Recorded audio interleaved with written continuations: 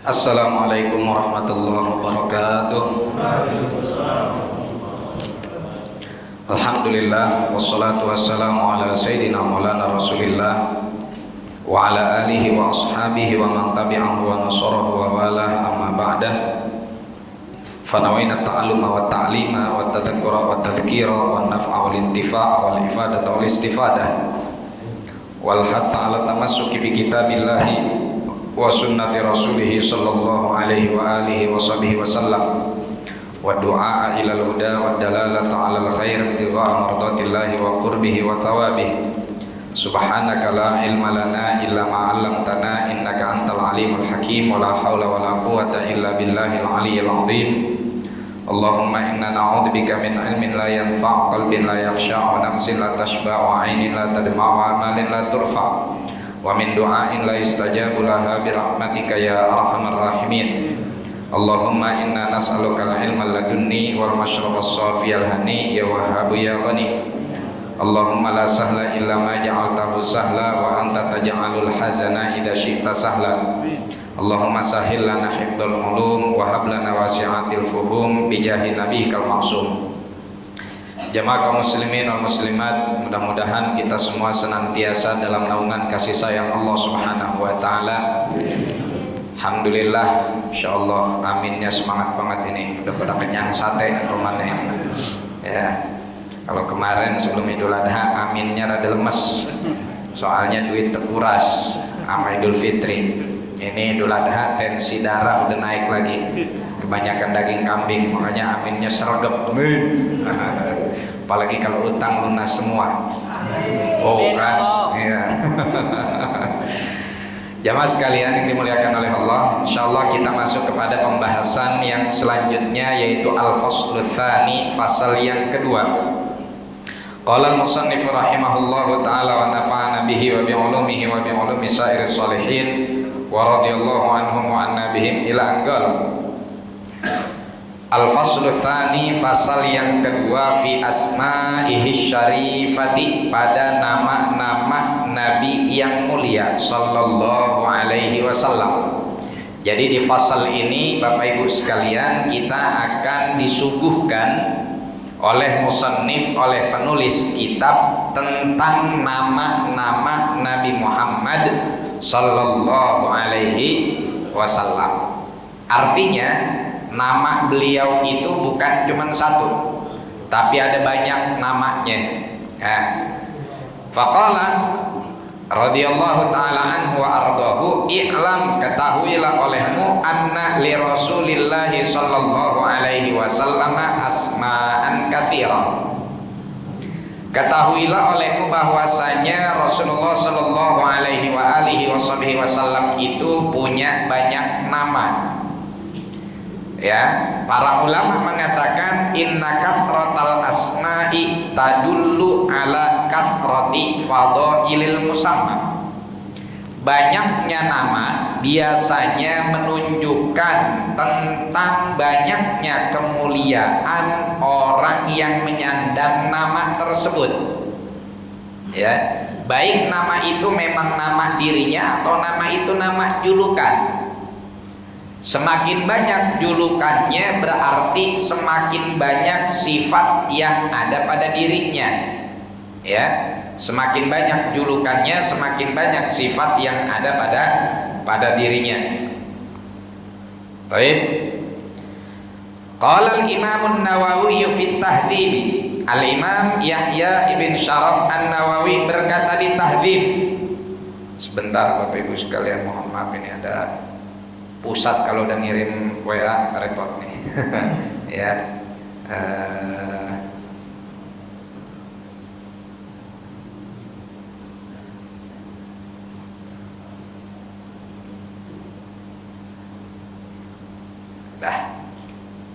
Al-Imam Yahya bin Syaraf an-Nawawi berkata di dalam kitab At-Tahdhib, qala al-Imamul Hafidh Al-Qadhi Abu Bakar Ibnul Arabi Al-Maliki fi kitabihi Aridatul Ahwadi fi Syarh At-Tirmidzi.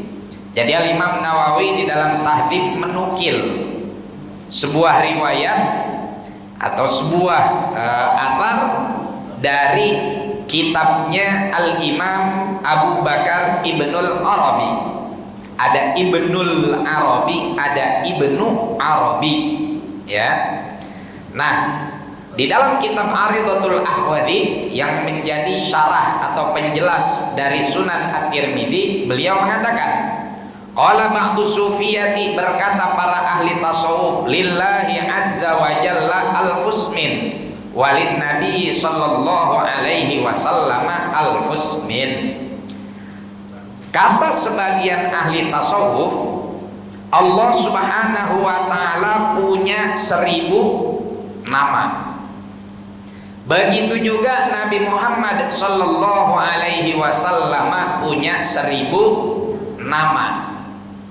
Kalau kita punya 1000 leasing, di mana aja ngutang, di mana aja ngajuin kredit. La ilaha illallah, ya.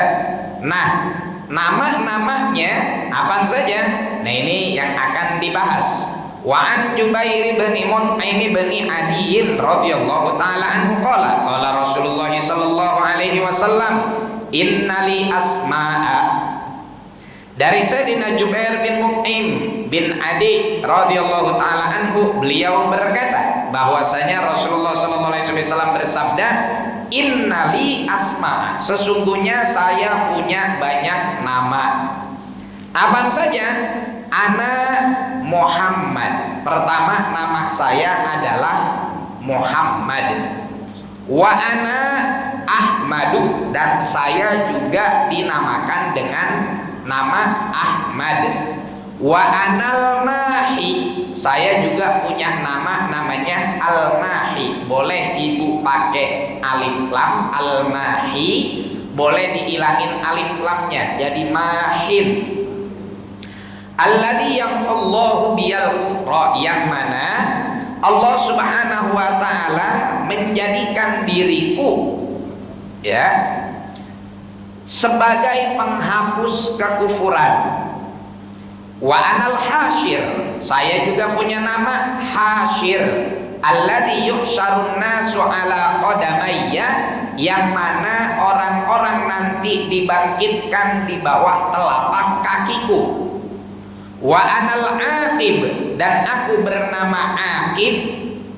Aqib itu biasa diartiin terakhir, bontot. Kenapa? Alladzi laisa ba'dahu nabiyyun, karena tidak ada nabi setelah aku.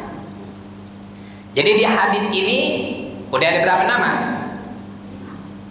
5 apa 4? Nah, 1 Muhammad, 2 Ahmad, 3 Al-Mahi, 4 Al-Hasyir, 5 Al-Aqib.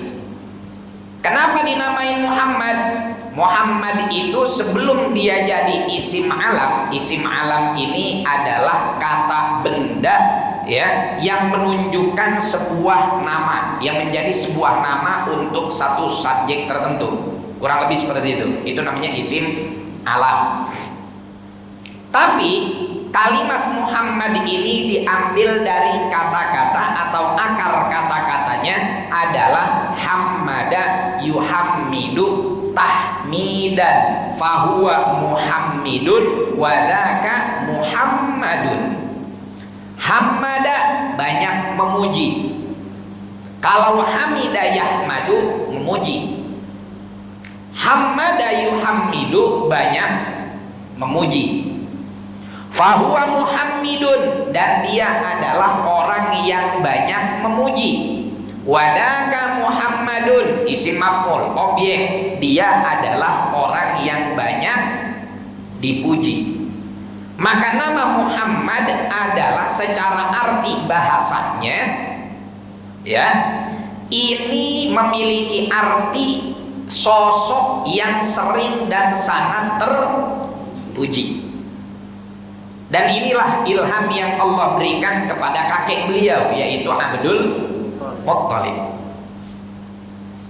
Jadi ketika Abdul Muttalib ditanya, ini bayi mau dinamain siapa? Kata beliau, saya namain Muhammad. Loh, ini nama jarang ada di Arab.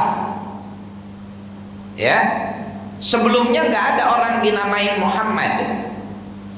Kalau nama Ahmad ada, karena di Taurat disebutkan, di Injil disebutkan bahwa nanti Nabi akhir zaman namanya Ahmad. Maka di zaman atau di tahun yang mana di Injil telah diprediksikan lahir seorang Nabi akhir zaman, pada saat itu setiap orang wadon yang bunting begitu brojol namain anaknya Ahmad, ngarep supaya anak dia yang jadi nabi, tapi kagak ada yang hidup. Semua bayi yang dilahirkan di tahun gajah dan dinamain Ahmad semuanya meninggal. Ya, semuanya meninggal. Nah, Abdul Muthalib ditanya, ente kok namain anak aneh bener ini? Karena biasanya Pak, orang Arab itu kalau ngasih nama anak itu berulang-ulang, ya, ngikutin leluhurnya. Leluhurnya. Makanya kita nggak aneh kalau nemuin nama orang Arab itu ya bolak-baliknya ke situ-situ aja. Nama Abdullah aja ada berapa ya?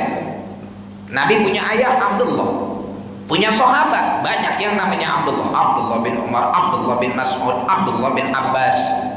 Ya, makanya biasanya mereka karena namanya itu mirip-mirip, yang ngebedain apa? Binnya. Bin pertama mirip, tambahin bin ketiga. Ya, bin pertama, bin kedua mirip. Biasanya yang ngebedain apanya lagi? Sukunya, kabilahnya. Kabilahnya sama, sukunya sama, bin pertama, bin kedua sama. Yang ngebedain apa lagi? Biasanya yang ngebedain nama kampungnya. Kalau di kita jarang pakai bin begitu, kecuali kalau habis ngintip jadi bintit. Ya, lah kambing lagi kencing diintip, iseng banget, bintit akhirnya. Kalau kita kan jarang pakai nama orang tua, ya, kecuali kalau bapak namanya satu, terus mau berangkat umroh, di paspor ditulis tuh nama orang tua sama nama engkong. Karena di Arab punya kebiasaan begitu, mereka mewajibkan kita untuk nulis nama 3 nama paling tidak. Sebetulnya yang mereka minta itu nama kita, nama baba kita, nama engkong kita. Tapi kita, Masya Allah, kalau namain anak 5 gerbong kadang-kadang. Sedikit-sedikitnya anak zaman sekarang 3 gerbong. Ya, nama saya aja 3 gerbong. Ridho Abdul Fattah. Kalau secara kata-kata, ya susunan kalimatnya, susunan kosakatanya 3 kata, Ridho Abdul Fattah. Makanya saya tulis itu di paspor, udah beres. Nggak diminta nama baba, nggak diminta nama engkong. Tapi coba lihat orang zaman sekarang udah namanya aneh-aneh lagi. La ilaha illallah, segala apa tahu dijadiin nama. Ya, ngelihat padi goyang aja dinamain anaknya Oriza Sativa. Ya, bininya mau lahiran, ya, mau datang ke klinik ngelihat padi lagi bergoyang, udah kuning romannya itu. Begitu lahir dokter nanya, siapa Pak nama anaknya? Anak saya lagi perempuan. Aduh apa ya? Oh iya, tadi kita lagi di jalan ngeliat padi goyang. Dulu kita belajar biologi, kata guru nama latin padi Oriza Sativa. Dinamain anaknya Oriza Sativa. Begitu gede membuadok mulu. Oh, anaknya namanya nasi. La ilaha illallah. Nah, ini nama Muhammad diilhamkan kepada Abdul Muthalib. Kenapa engkau kasih nama Muhammad? Kata Abdul Muthalib, arju an yahmadahu ahlus samai wal ardh. Saya berharap dengan nama ini dia akan terpuji oleh penduduk langit, penduduk bumi. Walaupun nama Muhammad sudah ada di tiang-tiang surga sebelum jasad Nabi diciptakan. Ya. Makanya dalam beberapa riwayat tafsir, sujudnya malaikat kepada Nabi Adam lantaran ada nur Muhammad. Ada cahaya baginda Nabi Muhammad sallallahu alaihi wasallam. Itu yang membuat pada akhirnya Allah memerintahkan malaikat untuk sujud kepada Nabi Adam. Nah, wasilahnya di alam dunia untuk prosesnya itulah keinginan Abdul Muttalib, dan Allah wujudkan keinginan tersebut. Maka dari itu kita dianjurkan, disunnahkan untuk ngasih nama anak itu nama yang baik, yang mengandung doa. Sekaligus nama itu kalaupun dia secara makna mungkin tidak mengandung makna. Kadang-kadang kan kita gini, oh iya saya diajarin sama Ustadz kasih nama anak yang mengandung doa, akhirnya kita ribet nyari kosakata di kamus hanya untuk nama anak. Boleh misalkan kita niru nama anak kita dengan nama para ulama, ya, ulama terkenal di Banten, Syekh Nawawi Al-Bantani.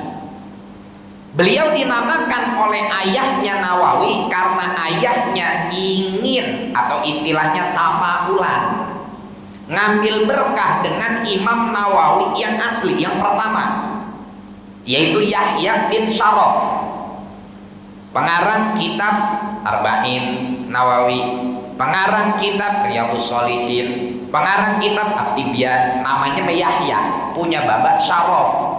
Asal kampungnya namanya Nawa, ya, dinisbatkan jadi Yahya bin Syaraf An-Nawawi. Ini namanya Yahya bin Syaraf, orang kota Nawa, terkenal dengan nama kampungnya, sehingga orang-orang yang setelahnya berharap agar kalau punya anak pengen seperti beliau alimnya, maka dinamailah dengan nama Nawawi.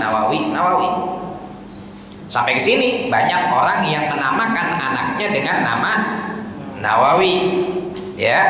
Maka dari itu kalau kita punya anak, punya cucu, kalau enggak kita cari kosakata yang mengandung doa, paling tidak kita nulan, niru, ngejiplak nama ulama, ya. Siapa nama ulama? Atau nama sahabat, atau nama nabi. Ini nama nabi kagak, nama sahabat kagak, nama wali kagak, namanya mengandung doa juga kagak. La ilaha illallah, anak baru lahir kemarin hari Jumat subuh dinamain Yuroka. Teman-teman baru habis nonton bola dinamain Yuroka.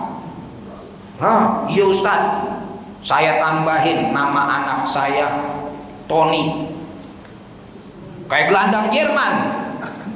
Iya, tapi kan ada Ustaz di Al-Quran. Di mana Al-Quran kita cari Tony? Ternyata a'udzubillahi minasyaitonir rajim. Syaitonir rajim. Oh, itu nama Tony. Syaitoni. La ilaha illallah. Kasih nama anak yang baik-baik Bapak Ibu sekalian, ya, yang mengandung makna dan harapan, tafakulan. Dan hati-hati kalau kita mau pilih kosakata, pilih kosakata yang bagus. Jangan ngasal, nanya sama guru, nanya sama ulama, ya.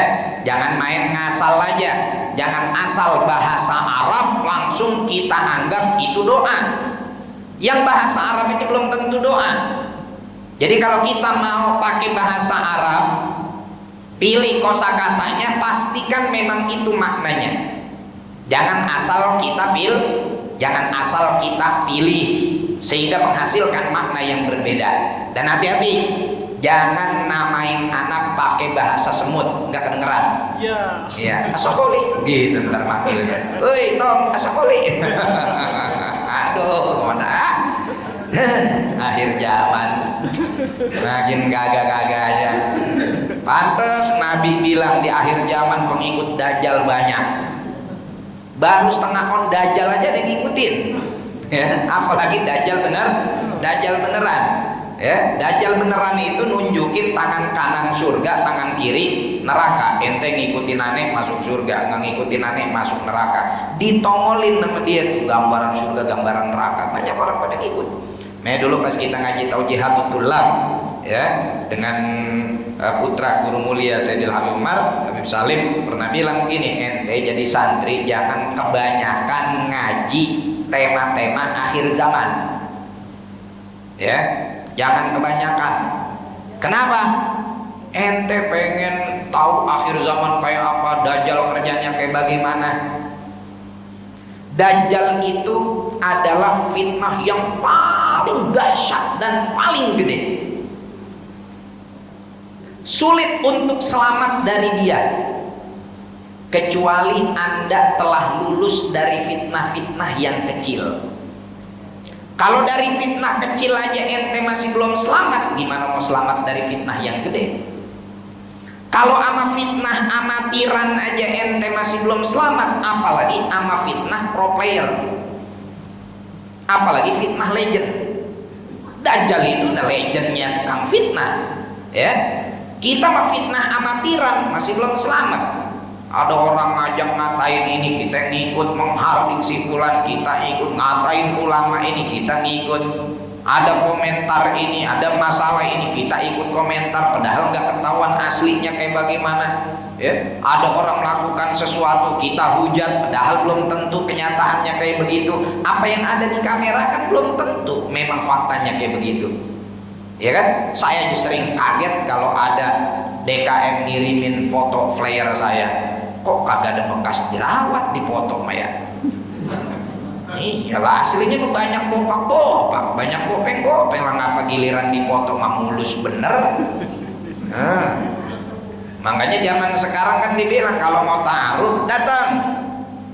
Ya, sunnah dalam ta'aruf ngelihat wajah calon secara langsung, mukanya doang, yang lain nggak boleh, dan kudu banyak orang yang hadir. Kenapa? Foto doang kagak cukup, banyak bohongnya bang. Jangan kata foto udah ngelihat langsung aja masih ketipu. Iya apa kagak?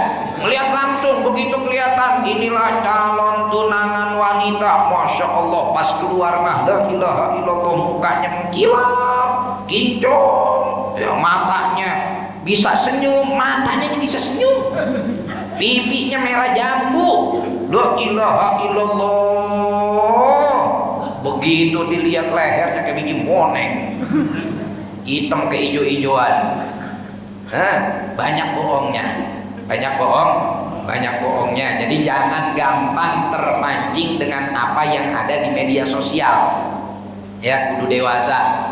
Kadang-kadang nih yang kagak dewasa juga bapak-bapak yang umurnya 40 tahun ke atas. Ada apaan aja di grup dijadiin status, apaan aja di snack video dikirim ke grup pengajian. Ada nggak tuh bapak-bapak yang begitu?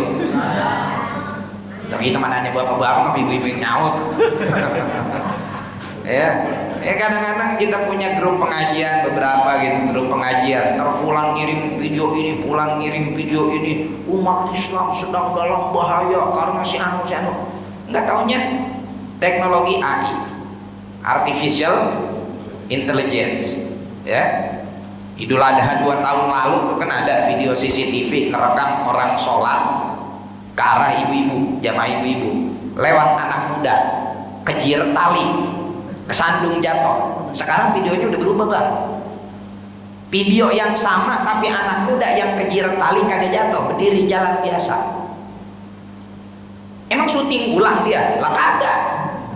Cuman diedit, digunakan tuh teknologi tersebut. Makanya hati-hati, jangan apa yang kita lihat di handphone kita lantas langsung kita percaya. Sambung, ibu juga kalau melihat isi handphone orang laki jangan langsung percaya. Iya enggak? Jangan langsung percaya. Kontak aja nama Udin, belum tentu. belum tentu. Oh, jangan langsung percaya bu. Kontaknya Udin, tapi kok ngomongnya romantis bener. Masya Allah, nggak taunya begitu didatengin Ukti Dinda, disingkat jadi Udin. Ukti Dinda disingkat jadi Udin. Susah emang kalau udah kawakan mah. Mana yang begini biasanya yang kumisnya udah ada ubannya. La ilaha illallah. Ya, tuh jadi nama Muhammad supaya ingin terpuji. Dulu di zaman Sayyidina Umar bin Khattab radhiyallahu taala anhu wa ardha, ada bocil, bocah umuran SD paling, ngadu, ya, apa namanya, babanya ngadu ke Sayyidina Umar. Ya Amirul Mukminin, kenapa? Saya mau ngadu. Ngaduin apa? Kita punya anak bangor jasa. Bangor apa emang? Waduh, pokoknya mau badung banget dah. Kalau bungsrut doangan mah emang dengkulnya udah pada bopak mulu. Minyak silin udah habis 5 botol setahun buat ngobatin koreng doang. Ya, kan obat koreng paling ampuh minyak silin begetak ladi. Sekarang udah susah nyari getak ladinya. Minyak silinnya juga udah kagak ada, jarang. Tapi kalau itu saya masih bisa maklum. Cuman nih anak ngejailin orang, nyolong, genit, ebrek, bangor madah. Udah gitu suka ngebentak saya babanya. Pokoknya mah udah bukan 2 rakaat lagi, udah 4 rakaat, 5 rakaat. Ya, udah bukan 2 rakaat lagi. Ya, udah bukan 2 rakaat lagi nih mah. 2 rakaat, 3 rakaat, 4 rakaat, 5 rakaat udah. Udah saking 2 rakaatnya nih anak. Udah kagak ada opennya deh mah babanya dia dah. Ngomong juga udah sentak senger aja sama orang tua, tuh sentak senger. Tuh bahasa mana tuh kita bawa tuh? Bahasa Cipondo. Sentak senger itu ngomong sama orang tua kagak ada sopan-sopannya, kagak ada lembut-lembutnya. Orang tua dibentak-bentak mulu meja. Doraka nih anak. Ya udah panggil sono anak ente, suruh sini. Panggil meja anaknya seret. Tom, emang benar yang dibilang bapak ente tentang ente? Kata si bocah, emangnya ngomong gimana Amirul Mukminin? Katanya ente bangor, durhaka sama orang tua, kagak mau berbakti. Anaknya enteng banget lagi nyautinnya, sama Amirul Mukminin, dia juga kagak berbakti sama saya sebagai anak. Waduh, lah coba bapak dibilang begitu pak kagak sewot sama anak. Anak berani ngomong begitu depan orang tua. Saya gak berbakti sama dia, lah dia juga sama, kagak berbakti sama saya, padahal saya anaknya. Tuh, orang tua denger anak begitu, syukur kalau anak kagak dimasukin toples kongguan. Udah sebegitu bangornya. Emang ada apa sih? Akhirnya ini bocah nanya, ya Amirul Mukminin, jika di dalam Islam ada yang namanya aturan supaya anak berbakti kepada orang tua, memenuhi hak-haknya, ada gak sih aturan di dalam Islam agar orang tua memenuhi hak-hak anak? Loh ya ada. Coba apa sebutin? Oh, Nabi bilang, di antara bakti orang tua kepada anak, 1, pilihin emak yang solehah. 2, kasih dia nama yang baik. 3, kasih dia rezeki yang halal. 4, ajarin dia pendidikan agama. Kata anaknya, tuh gua dengerin. Akhirnya kata Sayyidina Umar, emang anak ente kenapa ini? Tom, jawab. Kata si bocah, itu tanya aja bapak saya gimana, emak saya gimana, nama saya. Akhirnya ditanya nih orang sama Sayyidina Umar, emang emaknya siapa? Bapaknya nunduk-nunduk kayak, siapa emaknya? Ya, namanya kita tukang ayam, di mana juga bisa kita tumpahin. Ternyata bapaknya tukang numpahin sembarangan kopi. Lah paham kali, nggak usah dijelasin ya. Emaknya jablay. Terus nama anaknya ente namain apa? Saya namain Fungfus. Tahu Fungfus? Kumbang, pantesan ebreng. Anak namanya kumbang. Lah kumbang kan di daun mana aja, di bunga mana aja nemplok. La ilaha illallah. Terus ente kasih dia harta yang halal. Apa kerjaan baba ente? Anaknya nyaut tukang slot.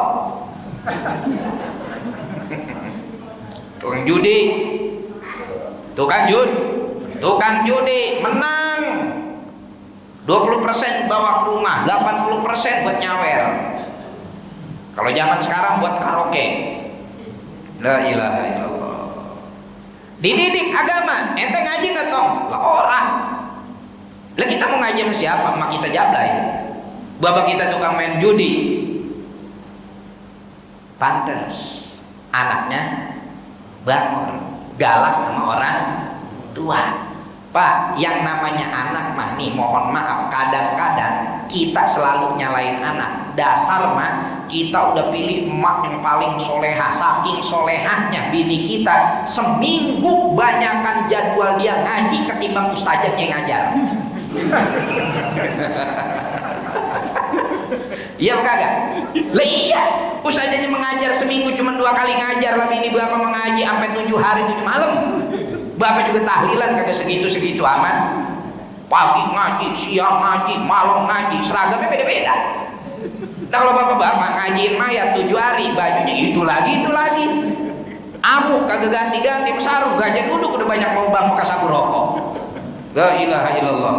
Istri udah soleha, ngaji rajin, dimasukin pendidikan agama. Satu faktor apa? Rizki syubhat, dari cara dapatnya atau bahkan haram.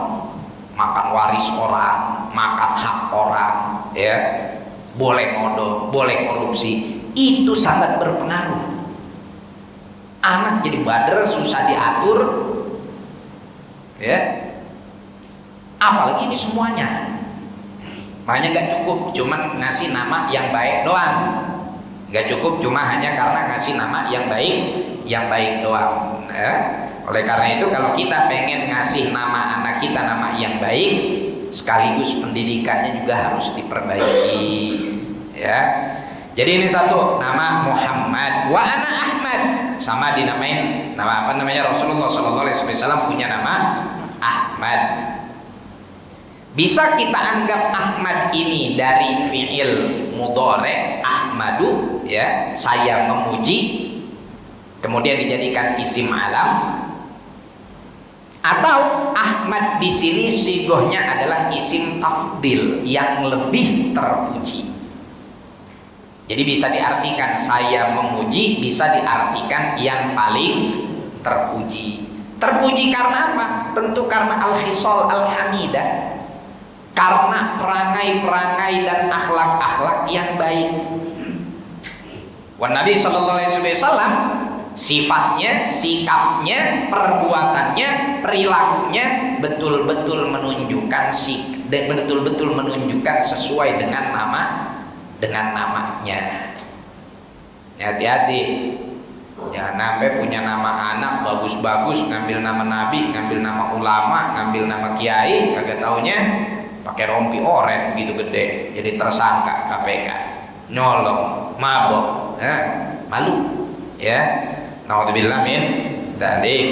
Rasul juga punya nama Mahi, artinya yang ngapus, karena dengan keberadaan beliaulah terhapus kekufuran. Baik, di zaman Nabi masih ada yang kufur, sekarang juga masih ada yang kufur. Nanti di akhir zaman, setelah Nabi Isa dan Imam Mahdi mengalahkan Dajjal beserta pasukannya, disitulah semua orang masuk ke dalam agama Islam. Bi'izzi azizin au dhulli dalil, kata Rasulullah kepada Sayyidatina Fatimah radhiyallahu taala anha wa ardhaha, ya, semua orang di akhir zaman la yadkhulanna dinu abiki, ma min baiti hajarin wala madarin wala syajarin illa wa dakhala dinu abiki bi'izzi azizin au dhulli dalil. Nanti di akhir zaman tidak ada rumah manapun, baik dia terbuat dari bata, terbuat dari tanah liat, terbuat dari bilik, atau terbuat dari kayu-kayu dan bambu-bambu, melainkan agama ayahmu akan masuk ke dalam rumah-rumah tersebut semuanya. Bi'izzi aziz. Ada yang mereka masuk Islam memang dengan keinginan sukarela, audulli dalil, atau mereka masuk Islam dalam keadaan terpaksa. Maka dari itu, disitulah kemenangan yang sesungguhnya untuk umat baginda Nabi Muhammad Sallallahu Alaihi Wasallam. Dan butuh proses, ya, butuh perjuangan untuk bisa sampai ke fase yang ada di sana. Kita nggak usah mikir kapan fasenya, tahun berapa datangnya. Bukan tugas kita. Tugas kita hanya istiqomah di dalam jalan dakwah, istiqomah dalam ngaji dan untuk ilmu. Adapun itu terjadinya tahun berapa, urusan Allah. Ya, urusan Allah, kagak usah nebak-nebak. Kalau salah malu. Wa anal mahi, wa anal hasyir, dinamakan hasyir karena Rasulullah Shallallahu Alaihi Wasallam nanti seluruh makhluk akan dibangkitkan oleh Allah di bawah telapak kakinya. Maksudnya bagaimana? Maksudnya adalah bahwa nanti yang punya maqam mahmud cuman baginda Nabi. Jadi di akhirat nanti, di mahsyar nanti, ada tempat yang paling tinggi untuk kedudukan sebagai kedudukan tertinggi, cuman untuk satu makhluk.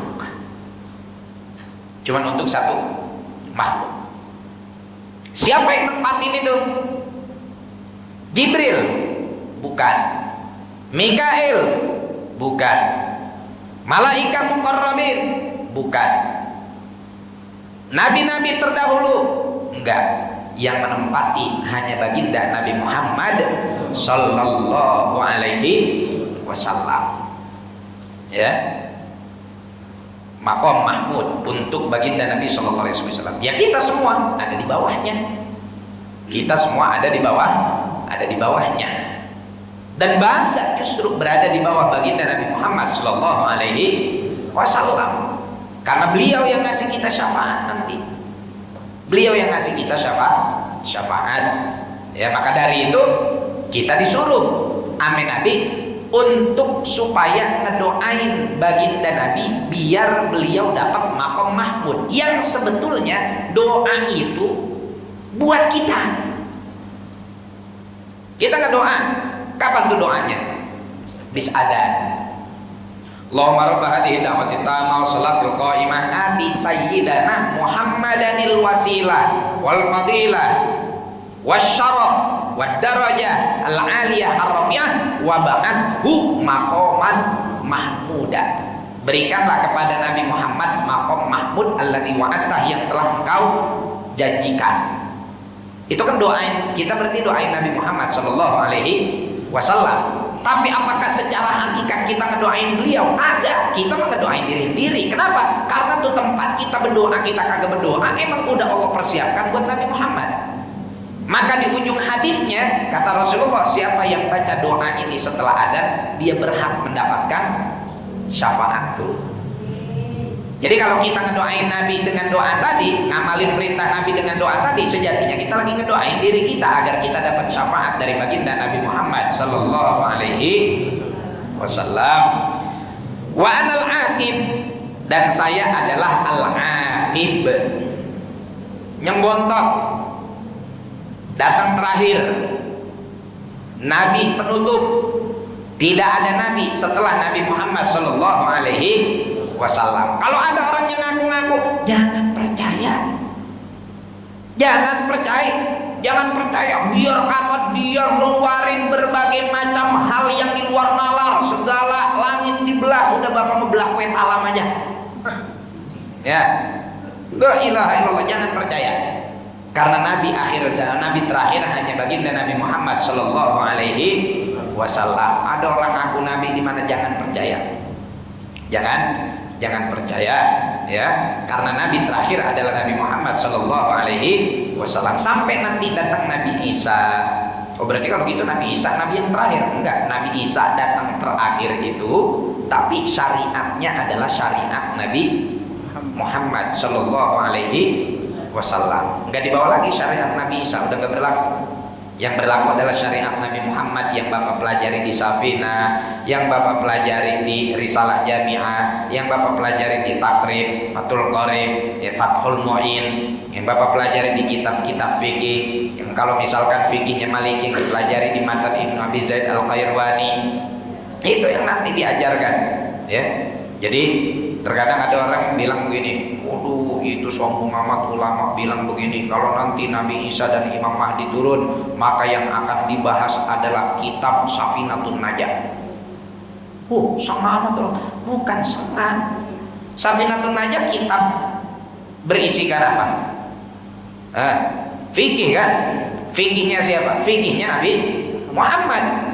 Nah nanti Imam Mahdi dan juga Nabi Isa turun ke muka bumi, yang diajarin fikihnya Nabi Muhammad yang sama ada di dalam kitab-kitab fikih kita. Begitu maknanya. Makanya kadang-kadang kita mohon maaf nih, saking bodohnya kita selalu tergesa-gesa dalam menilai. Ya. Dan terkadang penilaian orang bodoh lebih sadis daripada orang alim. Dan orang bodoh, mohon maaf, orang kurang ilmu terkadang lebih nafsu untuk menjudge, untuk menghukumi dan menghakimi ketimbang yang alim. Ya, karena kalau alim semakin luas semakin luas. Tapi kalau orang bodoh dia cuma taunya itu, ya udah.